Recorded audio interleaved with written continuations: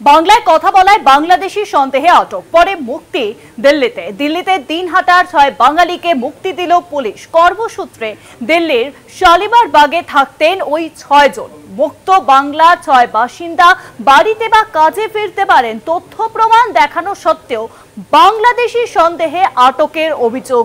বাংলায় কথা বলায় বাংলাদেশি বলে আখ্যা দেওয়া হয়। বাংলায় কথা বলায় বাংলাদেশি সন্দেহে এবার আটক, পরে মুক্তি দিল্লিতে। দিনহাটার 6 বাঙালিকে মুক্তি দিল পুলিশ। কর্মসূত্রে দিল্লির শালিমার বাগে থাকতেন ওই 6 জন। আর বিষয় আরো জানবো, এখন নিউজরুমের সঙ্গে রয়েছেন আমাদের বিশেষ প্রতিনিধি দীপ্তিমান ভট্টাচার্য। দীপ্তিমান, যেভাবে বারংবার দেখছি যে বাংলায় কথা বললে বাংলাদেশি আখ্যা দিয়ে তাদেরকে সেখান থেকে একটা অত্যাচার চলছে তাদের উপর, কি জানা যাচ্ছে এই ঘটনার প্রেক্ষিতে? কি জানা যাচ্ছে? দেখো, এই দিল্লিতে যে গ্রেফতার করা হয়েছিল 6 জনকে আটক করা হয় এবং তারপর তাদের কাছ থেকে পরিচয়পত্র জানতে চাওয়া হয়।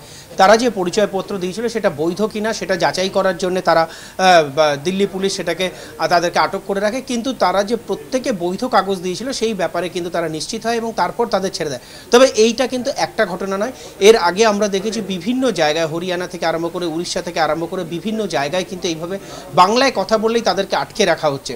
এবং বিভিন্ন জায়গায় যারা কাজ করতে যাচ্ছেন অন্যান্য রাজ্যে, মূলত বিজেপি শাসিত যে রাজ্যগুলো রয়েছে সেই রাজ্যে যখন এখানকার বাঙালি ওয়ার্কাররা যারা যখন কাজ করতে যাচ্ছেন, মাইগ্রেন্ট লেবাররা বিশেষ করে, তাদেরকে কিন্তু সেই সময় আটকে, এই যে দিল্লিতে যাদেরকে আটকে রাখা হয়েছিল তারা সেখানে একটা ইট ভাটায় কাজ করতে বলে জানা গেছে এবং সেখানে কাজ করার সময় যেহেতু তারা বাংলায় কথা বলছিলেন সেই জন্যই তাদেরকে সেখান থেকে ইন্টারসেপ্ট করা হয় এবং তারপর তাদেরকে তুলে নিয়ে আসা হয়, জিজ্ঞাসাবাদ করা হয়, তাদেরকে আটক করে রাখা হয় এবং তাদের ওপর তাদেরকে বলা হয় যে তারা বাংলাদেশ থেকে এসেছেন এবং তারা বাংলাদেশি।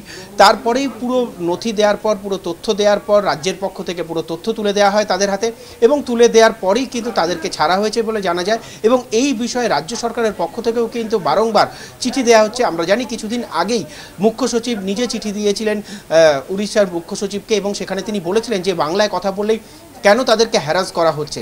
এই বিষয় নিয়ে মুখ্যমন্ত্রীও কিছুদিন আগে বলেছিলেন যে বাংলায় কথা বললেই কেন তাদেরকে হ্যারাস করা হচ্ছে অন্যান্য স্টেটে, সেই বিষয় নিয়েও কিন্তু তারা হস্তক্ষেপ করেছেন এবং এই ব্যাপারেও কিন্তু প্রত্যেকেই কিন্তু এই বিষয়ে চিঠি লিখছেন বিভিন্ন জায়গায়।